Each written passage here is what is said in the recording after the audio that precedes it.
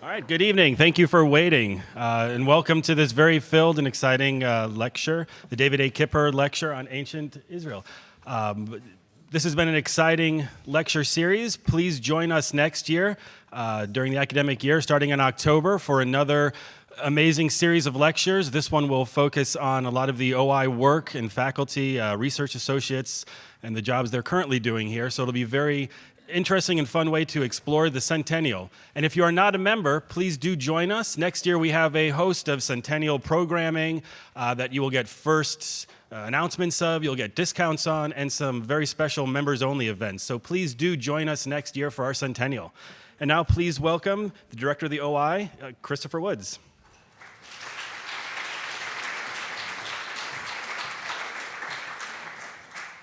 Thank you, Matt, and good evening. I'd like to welcome you all to this year's David A. Kipper Ancient Israel Lecture, which is now, by tradition, our final lecture of the academic year. Thank you all for coming out tonight. And I would like to begin by expressing our profound gratitude on behalf of all of us at the Oriental Institute to Barbara Kipper and the Kipper family.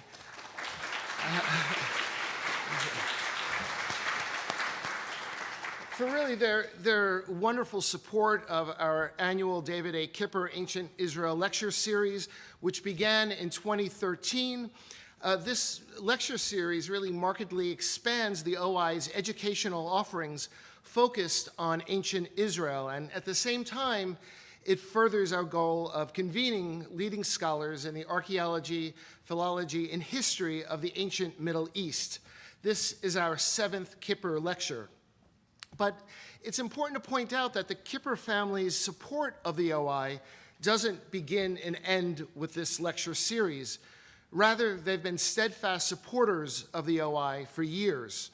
We were honored to have included the late David Kipper among our advisory council members, and we all remain deeply grateful for the leadership shown by the Kipper family in creating and developing the Kipper Family Archaeological Discovery Center in 2008, which allows visiting school children to experience the thrills of archaeological excavation in a simulated dig. It is now my great pleasure to introduce tonight's speaker, Dr. Дэвид Илан, who is the director of the Nelson Glick School of Biblical Archaeology at the Hebrew Union College in Jerusalem. David also holds a faculty position at the Hebrew Union College and is taught at Tel Aviv University, Hebrew University, and Johns Hopkins University. David received his BA and MA degrees from the Hebrew University and his PhD from Tel Aviv University, writing his dissertation on the Northeastern Israel in the Iron Age I, Cultural, Socioeconomic, and Political Perspectives.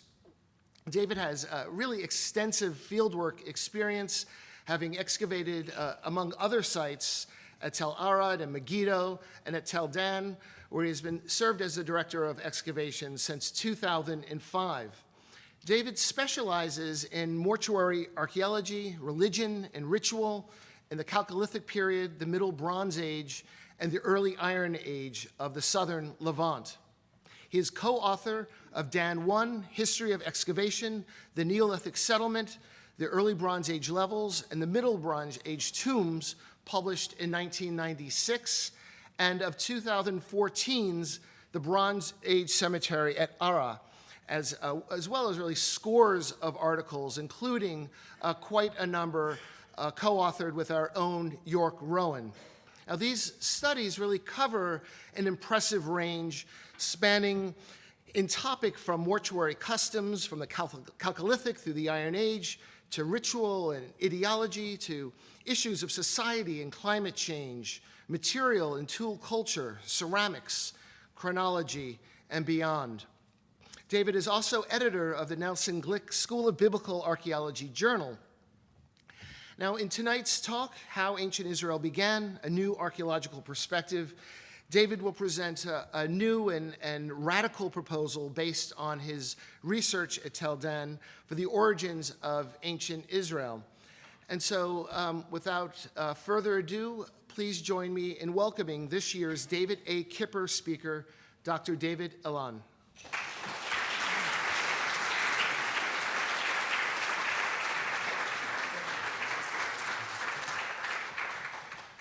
Thank you very much, Dr. Wood. Thank you very much, Barbara Kipper, for making this happen so you can all attend for free. And I also want to just thank the Oriental Institute because it's a great honor to be here. This is one of the top 3 institutions for the study of ancient Near Eastern studies in the world. So it's a great honor to be here. I don't know if you know that. So we're going to talk about how Israel began. Origins are something that for some reason seem to occupy our attention quite a lot in the world. We're always looking for the beginnings of things, and most of us are sophisticated enough to know that origins are complicated things and messy, and you usually can't find one source of anything. It's usually a big mishmash. So pretty much that's the conclusion that we'll arrive at today. So that's it.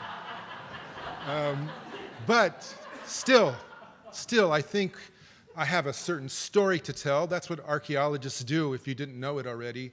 We take little bits of data, pieces of a puzzle, and then we connect dots and make a story. And then 10 years later, somebody comes along and creates a completely different story. And we all like stories, so including our politicians. So let's just go with it.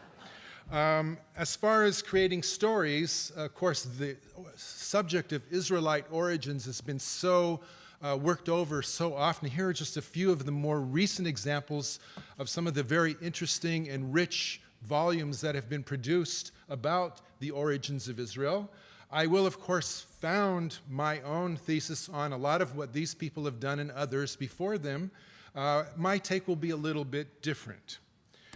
Of course, there is this elephant in the room, which is the biblical text. The biblical text, we have to understand, has its own program. It is a theological document. It is presented as revelation, but it is obviously a compendium of lots of different sources which have a purpose in their compilation and in their presentation, at least in the form that we have now. The rule of the thumb is that the earlier you go in the biblical text, the less of it is historical, and the later you go, the more of it is historical and can be corroborated by extra biblical documents from Egypt to Syria, etc. The period of time that we're going to be talking about today is somewhere in the middle, as you will see. And what we'll do first then is I will sort of take the biblical text and I'll present it in outline form, and then we'll sort of deconstruct it and see what works and what doesn't work. Most of it doesn't really work. When we look at the book of Joshua, when the children of Israel enter the land of Israel to conquer the land of Canaan, essentially the conquest of the land of Canaan is divided into 5 stages. First, they cross over from Jordan at Gilgal, the massive circumcision ceremony. They conquer Jericho, the trumpets and all of that. They go up to Ai in the Central Hill Country and take that and destroy it. And then they move south. There's a southern campaign. Then they move north to Chatzor, destroy Chatzor and take that. And then they convene at a place called Mount Ebal in the hills above Shechem. And there's a massive covenant ceremony where the laws of Yahweh are inscribed on standing stones. And that is the covenant between God and the children of Israel. And part of that is also all kinds of prophecies, which, lo and behold, actually take place later on. So it starts off with the circumcision at Gilgal. And then it moves to Jericho, and I'm using all these old 19th century woodcut drawings to illustrate the scenes, just for fun. And we have then they go up to the hill country and take Ai. Ai is going to be problematic, as we'll see in a minute. And the whole thing ends up with this covenant renewal at Mount Ebal that is described in Joshua chapter 8, verse 30 to 35. And the thing is this was prophesized. It's prophesized in the book of Deuteronomy. Deuteronomy comes before Joshua. So in Deuteronomy, this was prophesized, and in Joshua, it takes place, the covenant renewal at Mount Ebal. Now, a critical scholar might say, okay, so was it really a prophecy, or maybe what happened at Deuteronomy was written after the events themselves? And I'll leave that an open question for right now. But here's the text from Deuteronomy.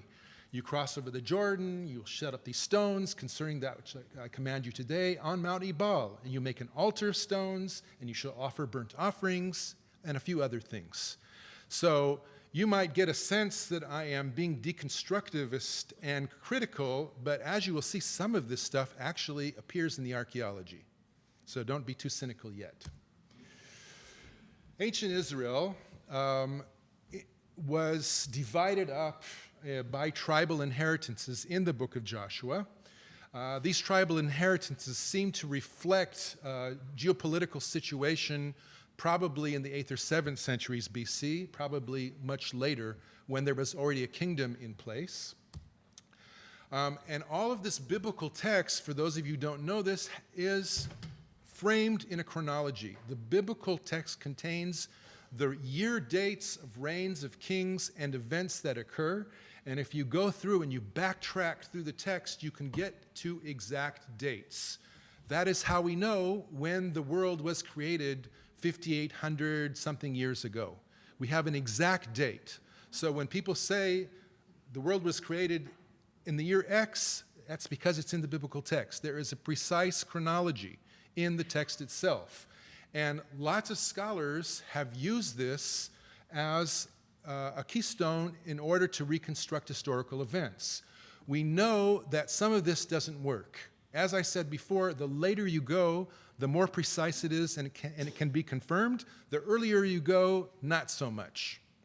But there is this chronology, and that's something we have to consider. The biblical writers knew something, and other things they sort of put together themselves.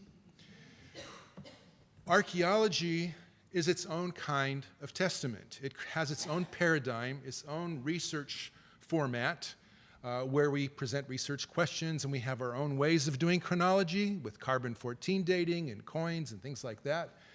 And the Hebrew Bible has its own paradigm. These sometimes go together and sometimes they don't. As an archaeologist, my job is to start with the data in the ground.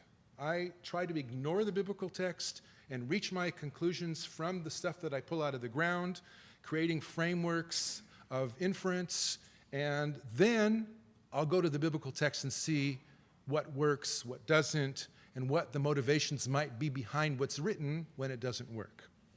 But that's sort of an after, that's the last thing I do.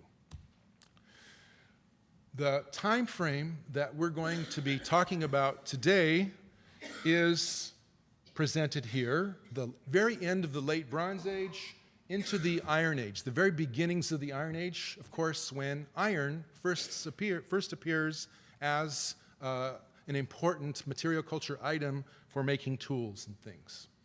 So there's our framework. The Egyptian chronology is also very important here because it has a lot to do with the story I'm telling today.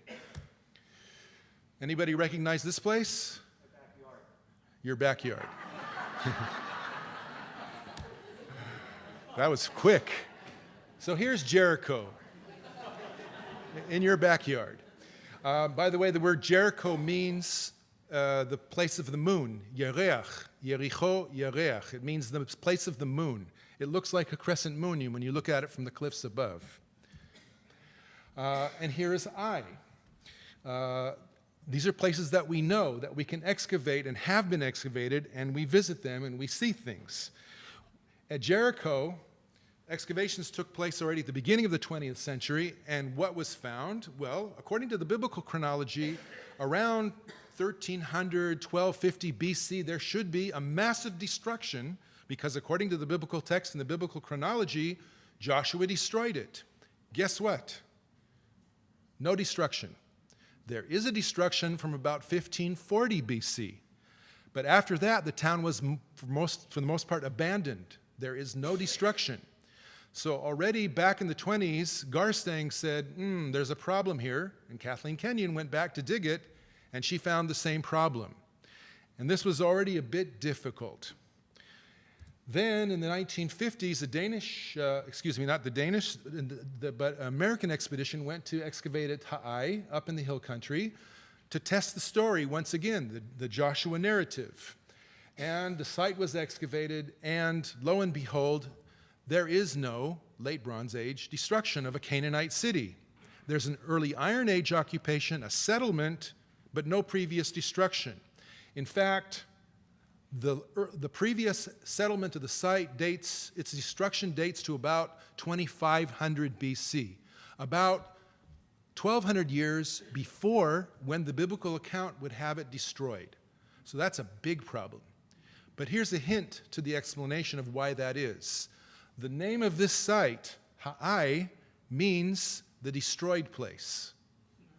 The biblical writer, when he was writing about this place, already saw a destroyed place and said, okay, this will fit my narrative very nicely. It's called the destroyed place. Okay, Joshua did it. I'm being a bit facetious here.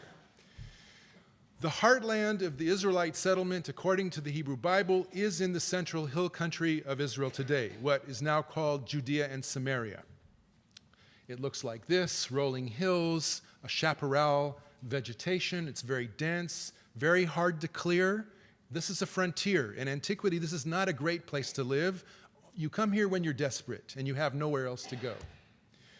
Here are some of the key sites that have been written about for many, many years by Albright, Finkelstein, and others that have excavated here. All of these are excavated Iron Age 1 sites. Again, we're talking about 1200 to 1000 BC, depending on your chronology.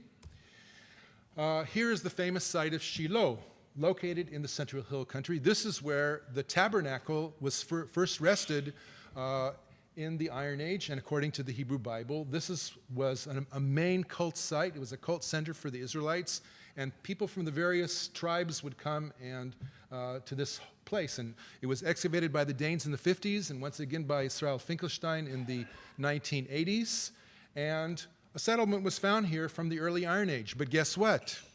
There's almost nothing here from the late Bronze Age. Once again, the biblical chronology runs into difficulties. What was found was a series of houses, typical houses that are called in our jargon the four-room house or the quadripartite house. This is a typical house for the first settlements of the Iron Age in the hill country. They have basically 3 longitudinal rooms and then 1 cross chamber at some point, and you can organize them in different ways. It took the old Middle Bronze Age wall in the back that dates to about 1600 BC and used it as the back wall, and then the houses were built up against it. And the houses contained all kinds of rich finds, especially rows and rows of big jars that are called collared rim pithoi. Here's an assemblage from one of the rooms. This jar, this pithos, called the collared rim pithos, was considered since the 1920s to be the hallmark of Israelite settlement because it was found in all of these sites in the hill country. And so William Foxwell Albright and Kelso and others said, okay, this is what identifies the Israelite settlement. This fits the biblical picture perfectly. They didn't know about the dating problem back then. Now we know there's a problem. We'll get to the solution to the problem in a bit. But this is sort of a typical assemblage.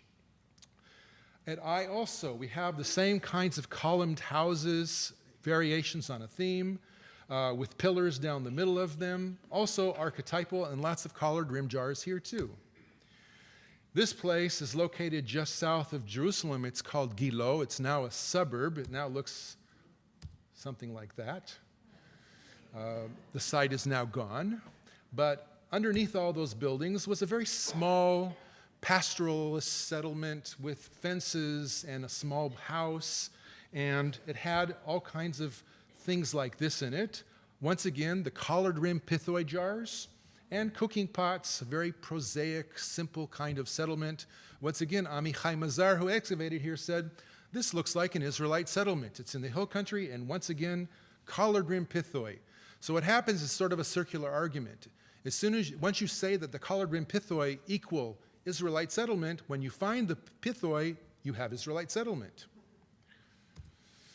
And here's another one from, I think that's from Afek, the colored rim, puthoi rims. These are from Gilo again, once again, sorry.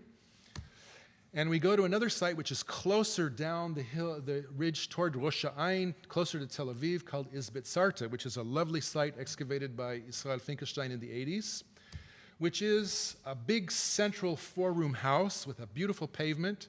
It's surrounded by a ring of smaller buildings and then a whole bunch of pits between, in the spaces in between. Why do you need all the pits? Generally, when you have pits like this, and now we're pretty sure they're for the storage of grain, it's because things are insecure. You're afraid that somebody's going to come and take your grain, so you hide it in pits, and even if the enemy comes and takes 80% of your grain, you still have some of it left that they didn't find. And this is, once again, one of these archetypal aspects of the settlements, these small settlements in the hill country, together with the collared rim pithoi, lots and lots of pits like this, in this case surrounding a very large building that looks like that. Typical four-room house. Here's one way that it could be reconstructed. There's a bit of argument about this. Some people think there's a courtyard in the middle. The lower floor was for animals, sheep and goat. The sheep and goats also kept the building warm in the winter from their heat. Others, Professor Larry Steger, for example, who used to be here, claimed that the houses were completely roofed over and that there were no open spaces that would be too muddy and too much exposure to the elements. Today, his approach is considered preferable, but they're still both in the literature. Here's the open courtyard version.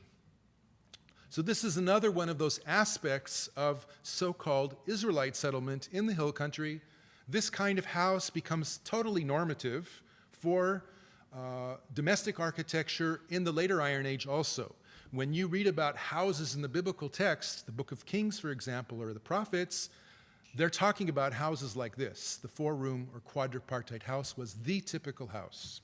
If it was in the countryside, it was big. If it was in the city, it was small.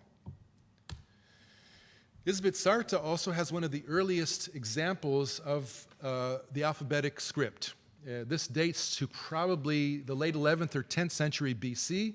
It's what we call an abecedary, which means it has the ABC on it. If you go over here, let's say, right over, let's see, where should we start? We're missing the aleph. There's the aleph is right there. There's a bet, dalid, hey is there, vav, etc. You have A, B, C, D, E, etc.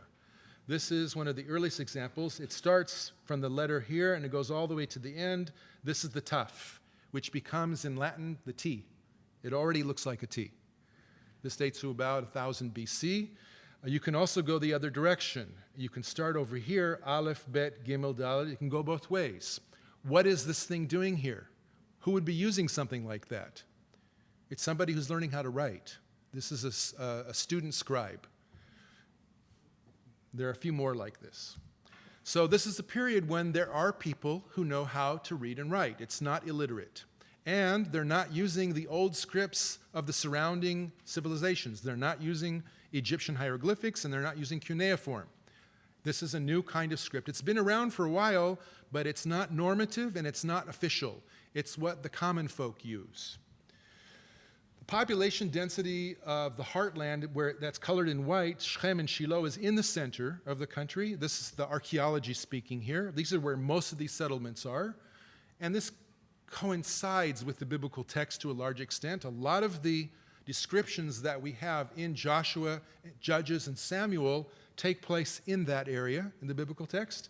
And the hatched area to the north and the south are less densely populated, but there are settlements there as well. When we look at the oscillations of settlements that were figured by Finkelstein in the 1980s, we find that there is a fairly low settlement intensity in the earlier periods. In the Middle Bronze Age, it goes way up, and then it drops way down in the Late Bronze Age. There's almost nothing. And then in the Early Iron Age, the period that we're talking about mostly, it goes way up, once again, back to the levels of the Middle Bronze Age. So there's this tremendous spurt of settlement circa 1200, 1150 BCE, And one of the things that we scholars have tried to answer is, what is the explanation for this spurt of settlement that includes these material culture features that I showed you just before? Why does this happen? Well, the traditional biblical interpretation would be, sure, the Israelites crossed the Jordan River and came into the land, and they settled. They couldn't settle other places because the Canaanites and the other peoples wouldn't let them, so they went to the hill country. That was the narrative until about 30 years ago. This is Mount Ebal, above Nablus, above Shechem, where Adam Zartal excavated in the late 70s and 80s what is clearly a ritual installation, despite some naysayers. It looks something like this in reconstruction. All around it, there are lots of pits containing burnt and slaughtered animal remains. All of them are kosher. Sheep, goat, cows, no pork, and boar do live in the hill country here. So that it's completely fixated on the taboo, the pork taboo. It's all kosher. And these animals have been slaughtered, and they're being eaten here. And there is this, what looks very much like a sort of altar, or at least a focusing place, where people would gather and carry out ritual meals. So there's that. At this place of Mount Ebal, on the other hand, we have earlier material, which is late Bronze Age, including a scarab seal that belongs to Ramses II or Ramses III. So that would be the time frame, 1250 or 1150, between those dates, together with a typical late Bronze Age cooking pot. So this is actually a little earlier. This is not starting when you would expect it to start with the entrance of the land according to the biblical chronology. It's a bit earlier. But there is this ritual place up there in the hill country where the biblical text suggests it should be. Now, one of the historical documents that is critical for our discussion here is the Merneptah stone, which was found in Karnak in Egypt many, many years ago. And its translation led to the identification of the earliest mention of Israel that we know of, and we're talking about 1207 BC. There's Israel right there. The Egyptians didn't really have an L, so the L sound becomes an R sound. And that's led to some difficulty in argument, but basically that's the word Israel. It starts on the right, Yisrael, and when you have the two figures with the three lines underneath them, that's what's called in Egyptian a determinative. That means it's a people, a group of people.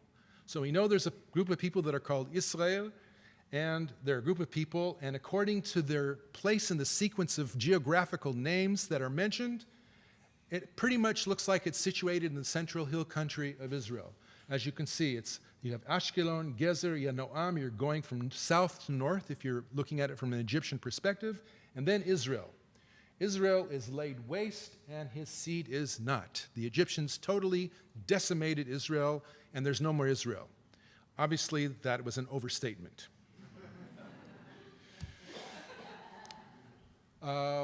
So, if we are going to summarize the various interpretations of this data for the origins of Israel using the archaeology in tandem with the text, the earliest interpretation was the rapid conquest model that is laid out in the biblical text.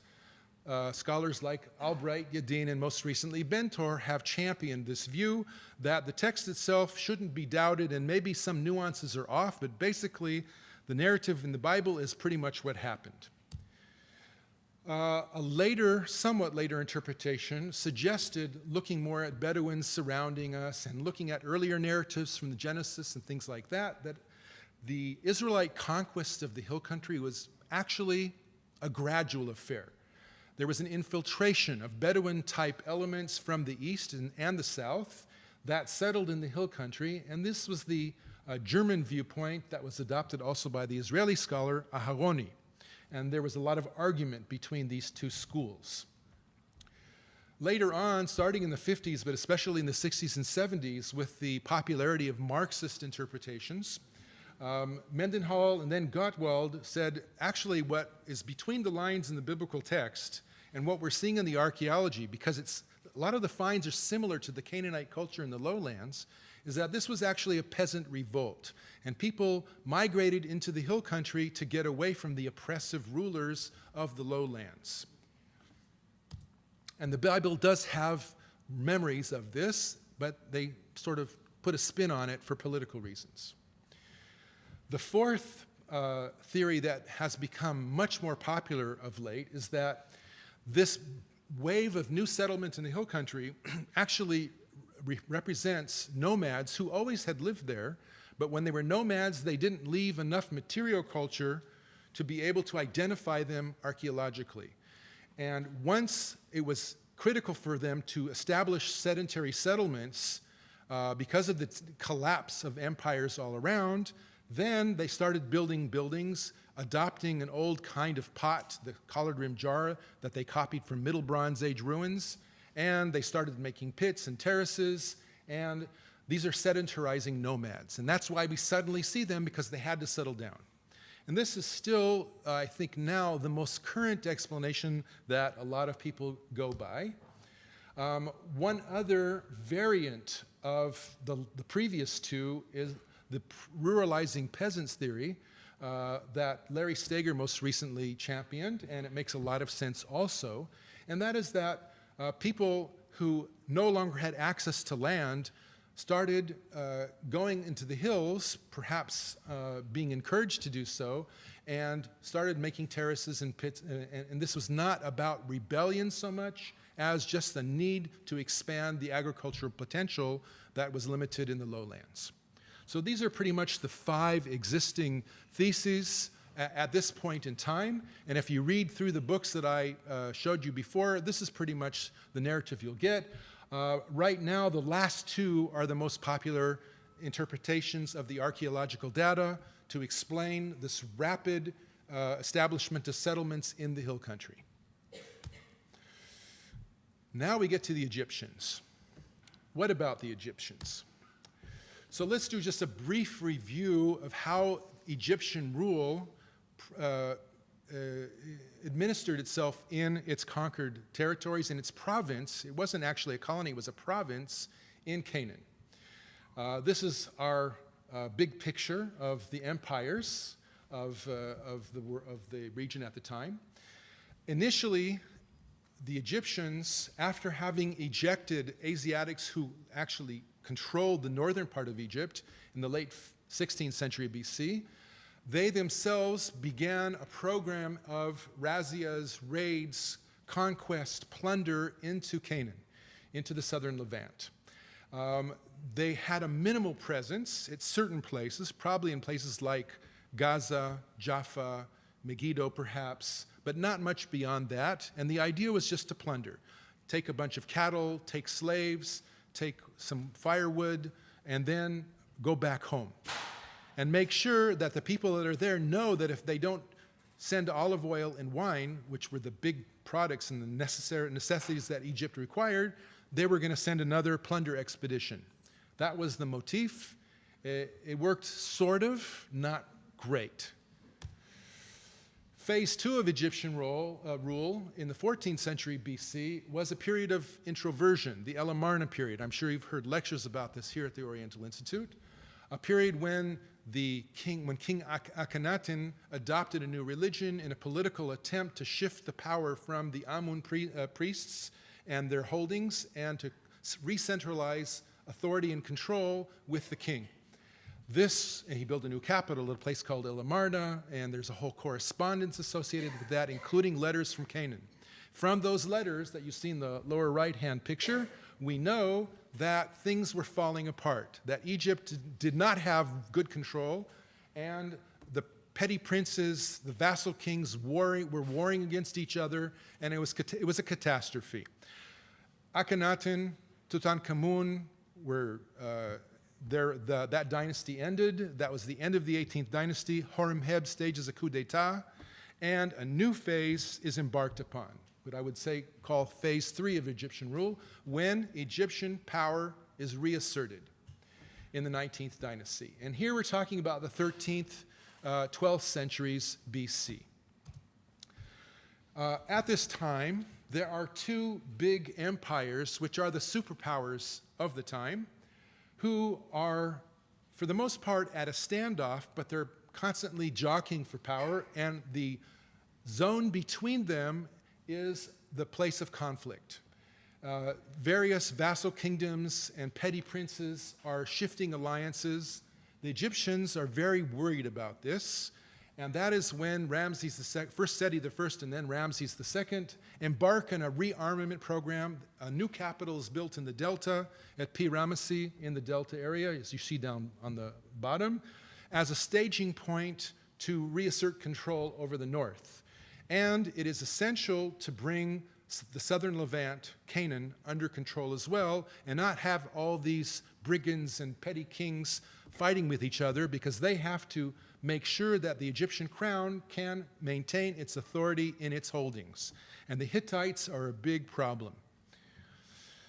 Of course, this all ends up with a great battle that takes place at a place called Kadesh on the Orontes River in Syria. And according to the inscriptions in Egypt, there are several of them. This one is from the Ramesseum. Guess who won? The Egyptians won, of course. But there's also a Hittite version to the treaty that resulted from this war. And according to the Hittite version, they won.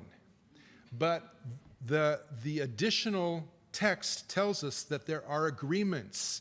The spheres of influence are delineated, and wives are exchanged. The daughters of the kings are exchanged, and marriage ensues, and trade relations ensue. And all of this rancor and all of this danger with this treaty recedes. And everybody knows where their place is, and things are much better for a while. And this leads the Egyptians then to make sure that their control over the province of Canaan, Rechenu, as it was called at least partly, is secure. And what do? They start establishing footholds, administrative centers at lots of different places throughout the land of Canaan. One of the most important and best excavated is at Tel Beit Shan, the University of Pennsylvania, and then Hebrew University. The Tel we're talking about, not the classic city below, where we have, for example, the administrative buildings that are very Egyptian in character, especially the one on the upper left. That is a typical 13th, 12th century Egyptian administrative building. It actually looks like a big Egyptian house with a central courtyard, 2 columns, and lots of rooms around it. At Beit Shan, we also have inscriptions of all of the kings from Seti I onwards. So here we have Seti I, we have a stone, an inscription from Ramses III, and they're all there until a certain point in time. So it's very clear. Here's that house. Once again, it's been reconstructed. If you go to Beit Shan, don't go in the summer, but if you go in the winter, it's a very interesting visit with a great view all around. So here is the Egyptian governor's residence, and it's a typical governor's residence. And Beit Shan also has an extensive Egyptian material culture. For example, Egyptian razor blades. They're not razors for shaving, they're razors for cutting hair, I'm pretty sure. Egyptian pottery. The key here is that this pottery is not imported. It's manufactured on site. In other words, Egyptian potters, people who have the motor skills and the knowledge of Egyptian forms and forming, are resident at Beit Shan. So there are Egyptians at this place of all different kinds, people providing services, and especially soldiers and administrators. At Tel Dan, where I work, we have tens of cooking pots which are Egyptian. They're totally foreign to the local repertoire, and suddenly, at the very end of the Late Bronze Age, circa 1200 BC, we have lots of these cooking pots, more than all the other sites in Israel put together. Cooking pots of all things. Go figure. There's a story here, I don't want to get into it right now, but it's interesting in and of itself. Governor's residencies like the one at Beit Shan are found in the Gaza Strip at Deir el-Balach. And here's a model of one at Tel Afek, which is at the source of the Yarkon River, not far from Tel Aviv. Here's a model that the Israel Museum commissioned a few years ago. There's also a lot of Egyptian elements in the cult. Here's an Egyptian-style temple at Tel Lachish in the Shveilah. You can see Egyptian-style column bases in the back. And that staircase, there's a temple that is identical to this at Dir el-Medina, the workers' village in Thebes in Egypt. Identical. And Egyptian religious motifs like the Hathor, fertility goddess motif with the lotus flowers, are also present in the iconography of Canaanite cult. Even if we go way far south, just north of Eilat to the copper mines at Timnah, we have a number of cartouches of the symbols of Egyptian kings engraved in the stone at Timnah. Here's one of Ramses III. We go up to Ramses V here, I believe, or the fourth, and then there are no more. At Beit Shan and at Dir el-Balach, we also have cemeteries with Egyptian-style coffins. These are typical of the period in Egypt, especially in the Delta area. But this particular coffin is a bit strange because of the headdress. That you would not find in a typical Egyptian coffin. That's something weird. And what most of us think is that it is, in fact, those are the typical Egyptian coffins that you would find in Dir el-Balach or in the Delta. But this one looks like that kind of guy. Anybody recognize him? He's probably a Philistine. That's a Philistine headdress. We know them from wall reliefs in Egypt where they're called Pereshtu, Philistines. So here we have an Egyptian coffin with a guy, with an interred individual that maybe has a Philistine ethnic identification. There's some kind of hybridization going on here. This is something that Louise Hitchcock and Aaron Mayer have written about extensively, and we see this in this coffin, and there's lots of other examples of similar things. So Beit Shan has this in there too, and this is already getting to what I want to get at, that it's not just Egyptians, there's a bunch of hybridization going on here of different kinds. I'll get to that more in a bit. Let's move north to Tel Dan, again, where I excavate. There's a little bird that belongs to a bull that looks like this. Here's a complete one from Tel Kasila. Tel Kasila is a site on the Yarkon River right next to the Mediterranean. It was a Philistine port. It has lots and lots of painted bichrome Philistine pottery, and it has a Philistine temple in it, and it has a bowl just like this. And lo and behold, at Tel Dan, one of these bowls exists as well. Are there Philistines at Tel Dan? At Tel Dan, we also have a seal that's a Cypriot seal.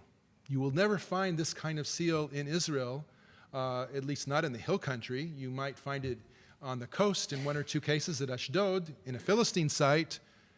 But at Dan, we have a Cypriot-style seal. I think this is probably a seal that replicates a loom weight, a Cypriot loom weight, and it was used to seal packages of textiles.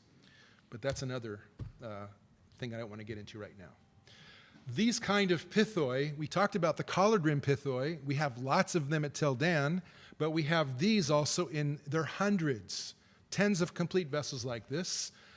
My predecessor, Avram Biran, called it the Galilean pithos.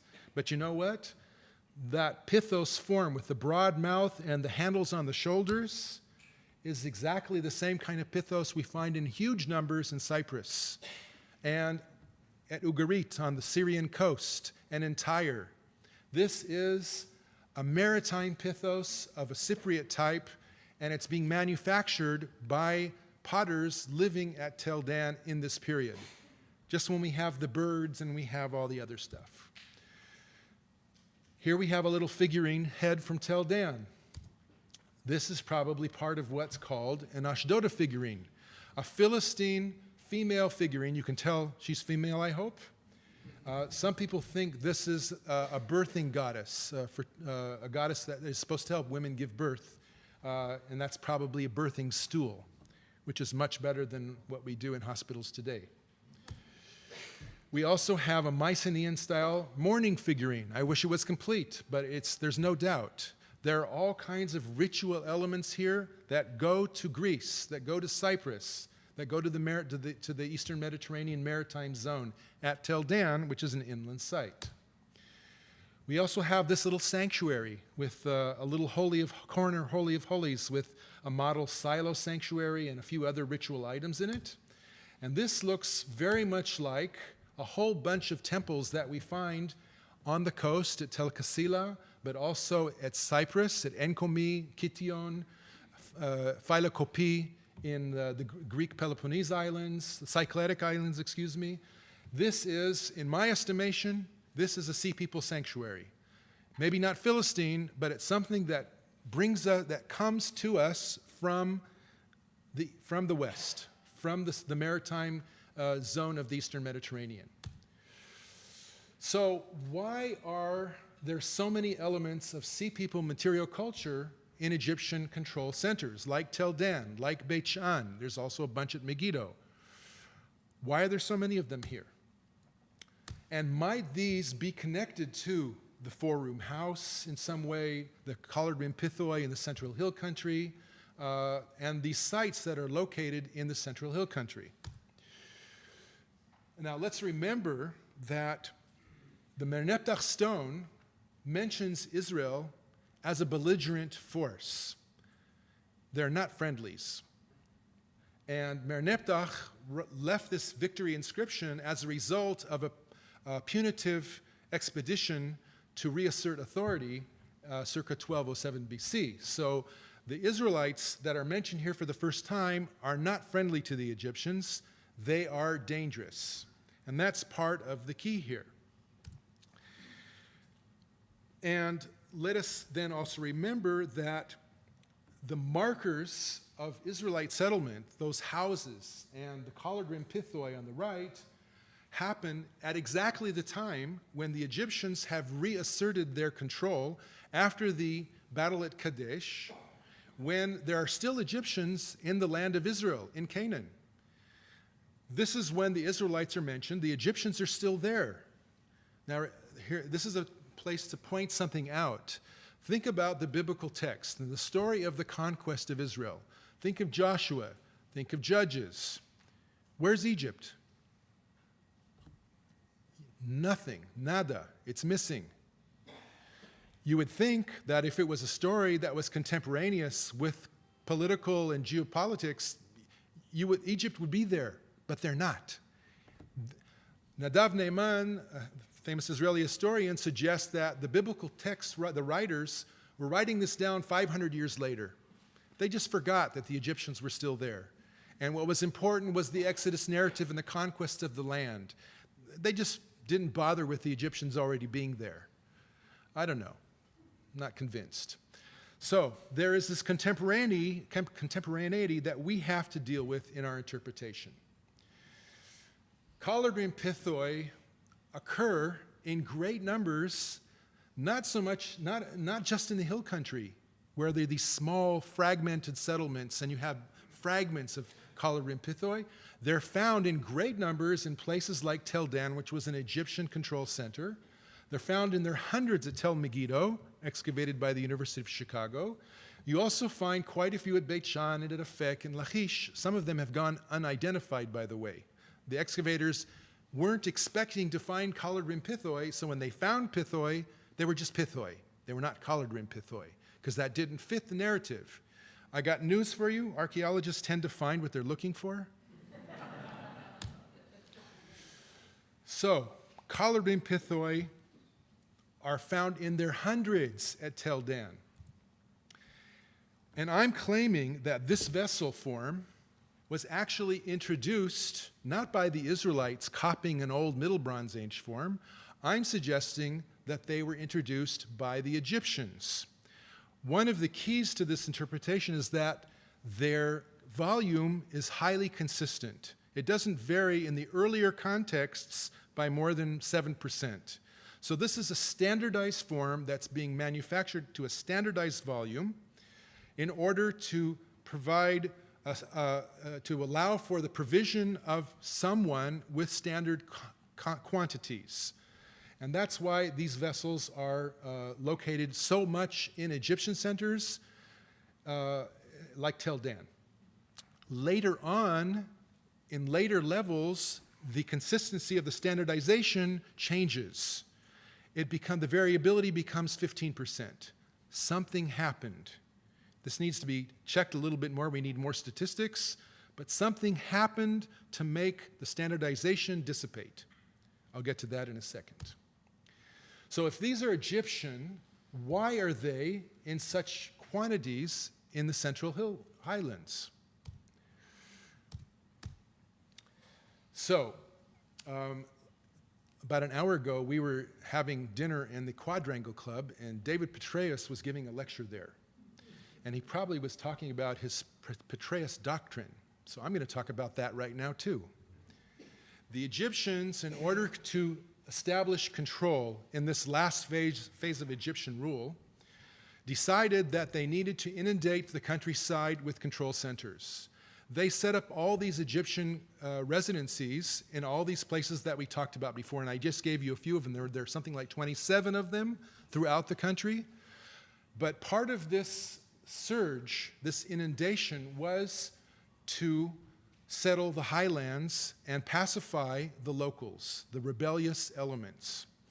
Who served the Egyptian army? Egyptians liked living in Egypt. They didn't want to go to the provinces. It was an adventure, but you know, you're leaving the flesh pots. The Egyptians had trouble drafting enough people to serve in their administrative centers. And they learned from hard experience that you could not trust the locals. They tried that. 14th century did not work out well. What do? What did the Romans do? You go to whoever is willing to serve, and you offer payment and a prize at the end. If you are a Cypriot, or a Hittite, or a Libyan, or a Syrian, and your farm has been doing pretty well, you're not going to inherit that land if you're the third or fourth son. The oldest son's going to get it. And what also happens now is a critical event. Starting around 1300 or so BC, we have a very clear episode of climatic desiccation. There is climate change. It's real. We see it in archaeology. We see it when we drill cores into swamps and lake beds. We see that agriculture is drying up. There's less pasture. And we see that there is a crisis. Remember, this is a time when the empires are collapsing. Egypt is contracting. The Mycenaeans collapse. The Hittites fall. All in the 13th century. There's definitely a climate element going on here. Now we know it for sure because we've tested in lots of different places, and the patterns are recurring throughout the Eastern Mediterranean and the Middle East. So the farms are failing, and young men have nothing to do, and they're starving. One of the things you can do if you're an able-bodied young man is to go to Egypt and serve the Egyptian crown, and they will send you to Canaan because nobody else wants to go there. You go serve in an administrative center in Canaan, be you a Cypriot or a Hittite or a Syrian, and you're serving there and you're a soldier and you're a man. What do men need? Wives. And where are you going to get a wife? From the locals. Now the local people, for them it's not such a bad idea because if you have a local soldier in your family, you have what we call in Israel protexia. You can solve problems. If you have an argument with your neighbor, guess who's going to win that argument? So, and it's, you know, this is a patriarchal society in the 12th century BC, 13th century BC. So women are an economic and political tool. So a Canaanite woman, a local Danite woman, let's say, marries a Cypriot serving the crown at Tel Dan, and they have children. Now this guy is he's called Jacob the Cypriot. He's just the Cypriot. And his wife is a Danite. What are their sons and daughters called? What is their attribution? What is their group identification? They might be a Cypriot. They might be just a Danite. They could be all kinds of things. And this scenario replicates itself over and over again. That, by the way, is why in these control centers like Beit Shan and Tel Dan, most of the cooking pots are local cooking pots, because usually in traditional societies, anthropologists have done research on this. About 90% of the time in traditional societies with household modes of production, women do the cooking. When it gets industrialized, then men get involved. But if you're finding mostly Canaanite-style cooking pots in these places where Egyptians control the town, probably it's local women doing the cooking, which, by the way, it's very interesting that at Tel Dan there's so many Egyptian cooking pots. I don't know what to do with that. So the Egyptians, all these different people are serving the Egyptian crown. They're soldiers, and at the end of their tour of duty, say 20 years, they get a reward. And what is the reward? Think the Roman legions. You get land. And where do you get the land? Not where you want it. You get the land where they tell you get it. And the government will give you land where it needs you to be. They send you to the frontier. They send you to the place where you're needed as eyes and ears for the administration. And as an added bonus, you will also be able to develop the agricultural potential of the countryside and eventually provide more food and more trade items for the centers down below and actually even for export to Egypt. Always keep in mind that the products of the grape and the olive were critical to Egypt. They could not raise good grapevines and olive trees. They could raise them, they figured it out at some point, but it wasn't good. It was like, when you buy bad wine and you say, why did I buy this? So why did I buy that Egyptian wine? I could have bought it from Canaan. This was critical to the Egyptians to be able to have access to these agrarian products. And if you could expand into the hill country and expand your ability to provide this, it's a win-win situation, and for the veterans and their families as well. So what I'm suggesting is that the Egyptians carried out an additional surge by giving land grants to veterans who settled the hill country. The collared rim pithoi jars were established as a standard measure in order to provide these homesteading families with startup materials, especially wine and oil, and perhaps startup grain at the beginning. Eventually, the hope was that they would be able to produce the kinds of things that would make it economically worthwhile.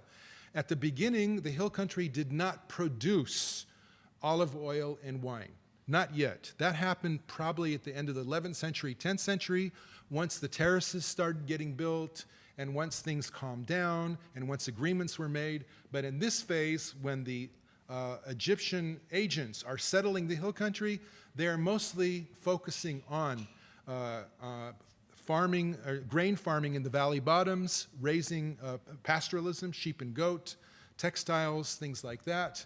Later on, they move over to the other agrarian products. So this is my explanation for the settlement of the hill country, which is distinctly not biblical. The Egyptian rule over Canaan ends probably in the time of Ramses VI. His inscription, his cartouche, is the very last one we have of the Egyptian New Kingdom. After that, there's a big gap until we have others in monumental form. And it would appear that the Egyptians basically left or abandoned their control circa 1140 or so BC. My guess is that those who wanted to leave left. And the question is, once they left, who's left? So if you are, let's say, a Hittite, and you've married a local woman, and you've had children, and they've had children, and they maybe call themselves Hittites, or maybe just Beit Shanites, or something like that, you're not going to go anywhere. You're going to stay. If you're an Egyptian, you were an Egyptian soldier, and you married a local woman, you might think about going back to Egypt, but if you're a third or fourth generation Egyptian, you might not even think of Thebes or Saqqara or anything else, or P. Ramses as your home. You're already home. Where are you going to go? And in any case, everything's in chaos at this point. 12th century BC is chaos. We have the massive droughts, piracy. The empires have collapsed. Everybody's looking out for their own interests. You have nowhere to go. You're going to stay there. The Egyptian cooking pots appear in stratum 7 in the late Bronze Age, but they continue all the way down to stratum 4b, circa 950 BC. There were Egyptians there, and they maintained their culinary practices for 200 years. They maintained a sort of Egyptian identity. These people stayed. Just as a sort of sidebar, the Levites in the biblical text, the priestly class. The Levites are quite curious, and the Bible gives us all kinds of hints as to who they are. Moses and Aaron are Levites. The name Moses, the Bible gives us an explanation for the name. Limsho, to pull out of the water. You know the story about how Pharaoh's daughter pulls him out of the Nile when he's a baby? But that's what we call an etiological explanation. It's a way of explaining what in Hebrew it's called midrash shem. But the word mes means son of, tutmes, rammes. Usually there's a theophoric element in the name of a god. The writers of this text actually didn't know his name. There may have been a person of Moses's, there maybe really was a Moses of one kind or another, but all they knew to call him was Mes, Moses. The Levitic priests, Hophni and Pinchas, those are Egyptian names. And so others are probably also Kohat, Merari. All these Levitic names seem to be Egyptian. And the big one is Miriam. What does Miriam mean? Mary, it's a distortion of Mary Amun, beloved of the god Amun. She's also a Levite. So the Levites have a definite, strong Levitic Egyptian connection. Exactly how that works, lots of people are now writing about it. It's a hot topic right now, so I won't go into it anymore. But there's an Israelite tribe of priests that probably came from Egypt. So, who were the Israelites? Some of them were really Israelites. They're mentioned in the Merneptah Stela. There's a group of people living in the whole country called Israelites. They're there. But there are other peoples too. For example, the Danites are probably the Danuna, which are mentioned in the mortuary inscription, the mortuary temple of Ramses III, as one of the sea peoples. They're also called Denyen. They may have come from Adana in southern Turkey. There's a Greek tribe called Danae. Perseus is a Danae. Remember Perseus and Andromeda? Where's the rock of Andromeda in the story? Next to Jaffa, near Tel Aviv. Who's the most famous Danite? Samson. Samson. Think of Samson. What are his features? He's really strong. He has long hair. He cavorts with women and Philistines. What kind of Israelite judge is that? Samson is Hercules. He's a Greek hero. The Danites are Danae. They're a Greek tribe that migrated from the coast of Turkey or Cyprus maybe. And it goes on. We have Egyptians, the Levites, and probably all kinds of other ethnic groups that assimilated or acculturated. Think about the biblical texts. Who is the general that David sends into battle to get killed when he falls in love with Bathsheba? Uriah the Hittite, right? And in Genesis, there are Hittites. There's a guy named Ephron, who Abraham buys the Machpelah cave in order to bury his family. He's a Hittite. That's really important in that story because he's a foreigner. And the account of Abraham buying the tomb plot from Uriah the Hittite, from Ephron the Hittite, is the text telling us, yeah, we were foreigners. We came here later. There were other people here before us. But look, there's that Hittite guy who was here. He already had fields and he had a tomb, and we bought it with money for a contract. It's legit. It's legal. He's a Hittite. Where did Hittites come from? In the 13th century, 12th century, Hittites served the Egyptian crown. They served in the army, and they stayed there. And They kept their ethnic identity for a long time afterwards. He's that Hittite guy, and they were good in military affairs, and that's why Uriah was a general. And we could go on and on with that, but I won't. The Israelite settlement was initiated by the Egyptians. Once the Egyptians left, things got complicated, as they tend to do. Security was a real issue. It was a struggle to subsist. Remember, the drought, the extended drought, affected Israel as well. The hill country is maybe a little better off because there's a little more rainfall. This also is immigration, and refugees are a big part of this as well. The people that served the Egyptian crown that had stayed after the Egyptian administration left, they may have even written to their relatives in Cyprus saying, you should come here. We're at Tel Dan. We have this terrific source of water, the source of the Jordan River, great fields all around us. We're a bunch of warriors here. Join us. We need more people. Come. And part of the immigration to the land of Israel, including in the Philistine coastal plain further south, may well be associated with refugees that came to join their brethren when they knew there was a place to go. This is how refugees work. You don't just come when you don't know anything. You have a relative. Think of all the Hispanic people you know who have made it good here and done good things. They came because there was a pioneer, somebody who came 50 years ago, set up shop, and then the family started coming. That's the way migrants succeed in a new country, and it probably is the same in ancient Israel. Once things start coalescing, people are at each other's throats, but eventually they learn to make alliances. And part of all of this is also probably a religious transformation, because you have this big salad of all different kinds of religious beliefs and cultic behaviors, and they're going to influence each other, and something is going to come out on top, or at least there's going to be some coagulation of different kinds of things into something that's a little more mainstream.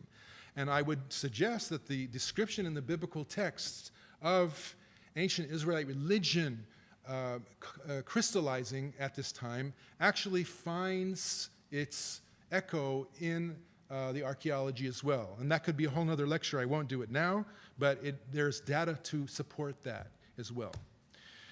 And I would also suggest that the book of Judges is a pretty accurate representation of what the land of Israel looked like circa 1100 BC.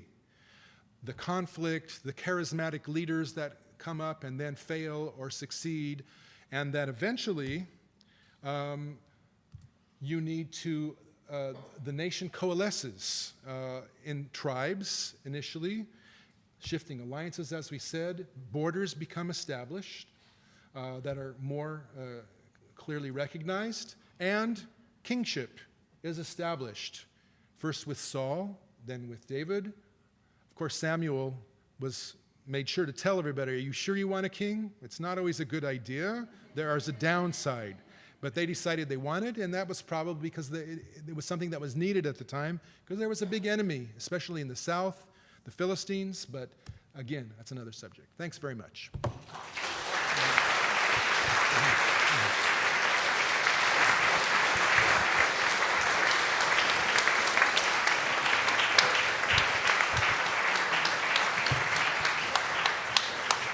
And we do have time for a few questions. We do. Okay, so questions.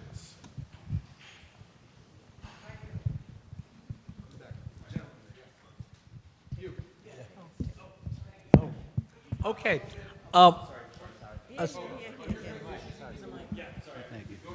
Okay. Aside from grinding grain and cooking, women would presumably, because they'd be with the kids most of the time and suckling them, be the primary transmitters of culture. How would that fit into your story? Sure, but I would suggest that that is one of those sort of those kind of things that we say, and it's not 100% true. I think that men do transfer culture also, especially if you're a macho guy and you're a warrior. I mean, your kids are going to say, my dad, you know. And the dads, they don't talk very much. They just go out and do stuff, and the kids admire them, and the mother says, why? He's not transmitting culture. actually being sort of serious in my reply. I don't think it's so. I think it's more balanced than that. Yeah, but they were getting things from both sides for sure, and probably they were speaking the mother's language, and we see that in the archaeology. You saw the ABCDary. Everybody was adopting the Canaanites' language and the script. Those who knew how to read and write. Yeah. I have just the A and B portions of the question. Just in support of your pointing out that some of the Levite priests probably or possibly had some kind of Egyptian origin. There was a book called The Culture of Ancient Egypt written by a professor from here at the University of Chicago many decades ago. But in that book, which he presents 2 psalms from the Hebrew Psalms and compares them to some songs from Egypt or some writings in Egypt, and the correspondence is just astonishing, the word by word, the similarity. So, the B portion is, could you comment a little bit about Kirbet al-Mastera, the work done on this tell in the Manasseh tribal lands by Ralph Hawkins, and how can you comment on that, and how what he found there in Kirbet al-Mastera they couldn't identify the above ground structures, but when they dug deep in the trenches, they can date them to the Iron Age 1, and he believes that they're not similar with things that they found from the Middle Bronze Age in that area, so that leads them to conclude that this could support the crossing of Joshua from the Jordan River as described in Joshua 3:16. Thank you. As far as the Psalms go, this has been recognized already for about 50, 60 years, but the thing is that the Psalms may have been a later addition to the canon, so that it could be, let's say, a late Iron Age or a Persian period addition when people were much more exposed to international languages and literatures, and it was adopted. So it could be a later addition, and at the same time, it could also be early, and that's not a surprise. As far as the Hawkins excavations, Ralph Hawkins and I had a couple discussions. I mean, we were sort of coming at it from a completely different point of view. It's not, when I pointed out certain places where the destruction layers don't correspond with the biblical chronology, that doesn't mean to say that nothing corresponds. There are a number of places, like Lachish, for example, where there is a destruction layer where it should be at the end of the late Bronze Age. So you're bound to find a few of them, or many of them even, that work with the biblical text. I'm looking at the ones that don't work, especially those that are particularly prominent. And again, when you do good work archaeologically, you publish the data, and then we can all look at it and interpret it and have arguments in our conferences. That's the fun. Professor, I was wondering how the material culture is created. How is the work organized to make all those pots? And are these, what kind of homes are these? Does everybody have a home like that? And who does the work? Who makes the swords? Who makes the armory? Stuff like that. Do you study that kind of thing? We're not 100% sure. It's a good question, actually. It seems that most of the work is done by the extended family. You know, like the Amish build a house and they have a barn raising ceremony. It's possible that some of that took place. It seems unlikely that everybody knew how to build a building, a really good building. So probably there's somebody around there who specializes in building and knows how to at least give advice. You probably don't hire outside workers to do the building for you because that is just too expensive. And some places don't have four-room houses also. As far as pottery goes, when you're looking at smaller vessels, bowls, cooking pots, in traditional societies, usually it's women who make the pots. And this is something that's passed on from mother to daughter.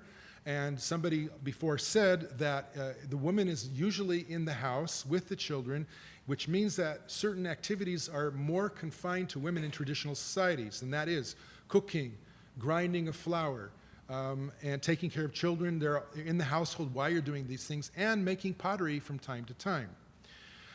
When you get to the more sophisticated, very large vessels, then it's specialized. And making collard and pithoi requires a lot of knowledge and experience. As far as we know from petrographic examination of the pottery through the microscope, it looks like there are altogether about 5 centers of production in ancient Israel. And that probably means that there are specialists who may be men or maybe not just men who are making the pottery for the Egyptian crown, and the pots are being sent to various places wherever they are needed.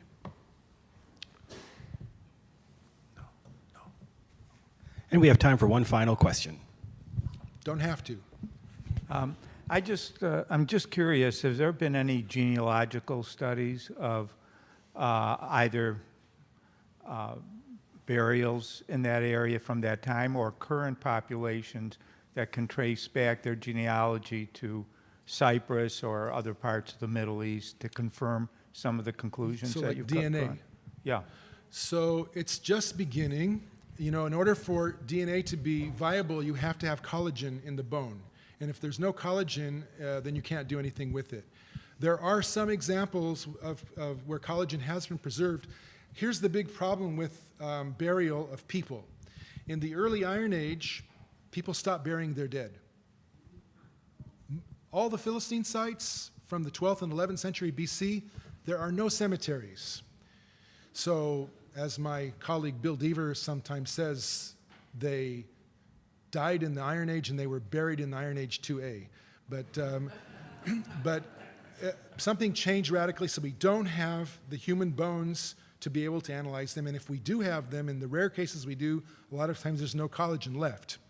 One day, 100 years from now, we'll be in a different place. We are looking at animals, and there's been some really interesting work on pork, on pigs, from Philistine contexts. And the DNA from pigs in Philistia looks like it comes from Europe. And in fact, most of the pig population in Israel in the Iron Age, wherever you have pigs, looks like it has markers for European pigs. But that's about as much as we can say right now. During the period of the Egyptian administration, how did they communicate with their administrators? What language did they use? So we're not 100% sure. We're pretty sure they were using hieroglyphics on papyrus scrolls. This is a research program I'm going to be doing this year, trying to figure out if there was papyrus in Israel that was being used, and maybe that's why we have so few documents, because papyrus doesn't preserve. So probably it's mostly by written missives, but we also know that the Egyptians have a function that's called the runner, the messenger, who are running from place to place. By now there's also horses. Maybe they're being used. We don't know. And so this combination of human means of transport and written documents, probably in hieroglyphics, is what's being used. But as you saw in a couple of the slides, the alphabetic script is already coming into use, again, probably on papyrus, and it's being used by the common folk. And maybe soldiers are doing that. But the administrators are communicating with Egypt, probably with hieroglyphics.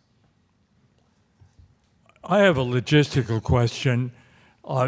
You showed us the hill country, which looked like it was a mess to go through with rocks and brushwork. How did they get the stuff from Egypt, like those giant pissos you could get on water, but then how did you get the materials over the hills? So, for one thing, the pithoi were not being manufactured in Egypt. They were manufactured locally. For example, in the hill country, there's a hill country site, place where they're making it. From the clay, we can identify it's in the hill country. There's probably another one in Jordan, in the hills of Jordan. There's another one on the coastal plain. There's one at Tel Dan. So there are centers located as nearby as possible because those jars really are heavy. You're right.